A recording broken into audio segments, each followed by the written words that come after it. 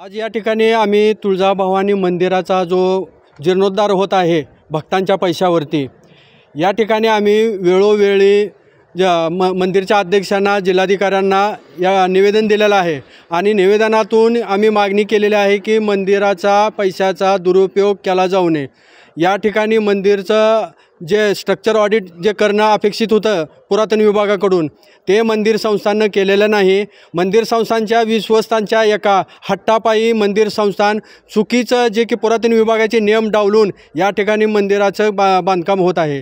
मंदिराच्या जे पुरातन विभागाचा जो अहवाल अपेक्षित होता तो मंदिर संस्थांनं अहवाल न घेता पुण्याच्या एका प्रायव्हेट इंडोजेक ही प्रायव्हेट कंपनी आहे, त्यांच्याकडून अहवाल स्वतःच्या फायद्यासाठी आणि स्वतःच्या जसा पाहिजे तशा पद्धतीनं अहवाल तयार करून घेतलेला आहे आणि या ठिकाणी आम्हाला पहिल्यापासूनच हे संशय होता आणि त्यामुळं आम्ही केंद्राच्या तज्ज्ञ संचालकांना जे की ए.के. सिन्हा म्हणून एक माजी संचालक आहेत केंद्राचे, आणि त्यांचा अनुभव पाहता आणि त्यांचा अभ्यास पाहता केंद्रानं रायगड प्राधिकरणावर खास तज्ज्ञ संचालक म्हणून त्यांची नेमणूक केलेली आहे आणि त्यांनीसुद्धा आज त्यांचासुद्धा आम्हाला अहवाल प्राप्त झालेला आहे।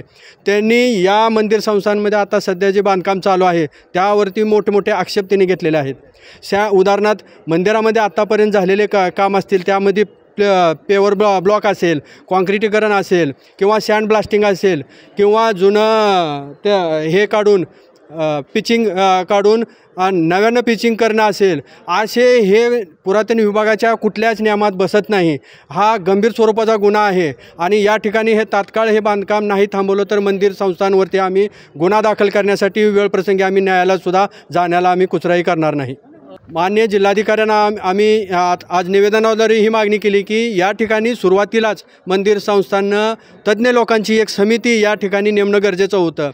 हे मंदिर संस्थांचं बांधकाम म्हणजे काय गावगल्लीतलं हे मंदिर नाही, हे महाराष्ट्राचं आणि देशभरातलं हे 3.5 शक्तिपीठापैकी प्रमुख शक्तिपीठ आहे आणि या ठिकाणी या मंदिरचं बांधकाम होत असताना एक तज्ज्ञ समित्या होणं अपेक्षित होतं। ह्यामध्ये इतिहासकार असतील, पुरातन विभागाचे अधिकारी असतील, ते स्थानिक पुजारी असतील, सनदी अधिकारी असतील, असे तज्ज्ञ लोक या ठिकाणी त्या कमिटीवर असणं अपेक्षित होतं, परंतु कुठल्याही प्रकारची कमिटी नाही, समिती नाही।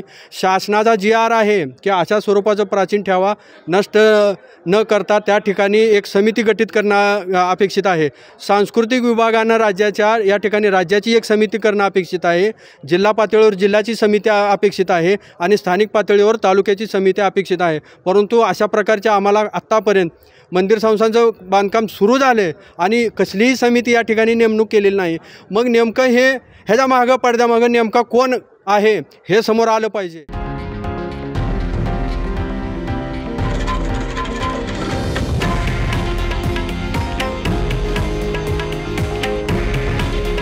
हे आहे देशातील नंबर 1 न्यूज नेटवर्क आणि आपण पाहत आहात TV9 मराठी।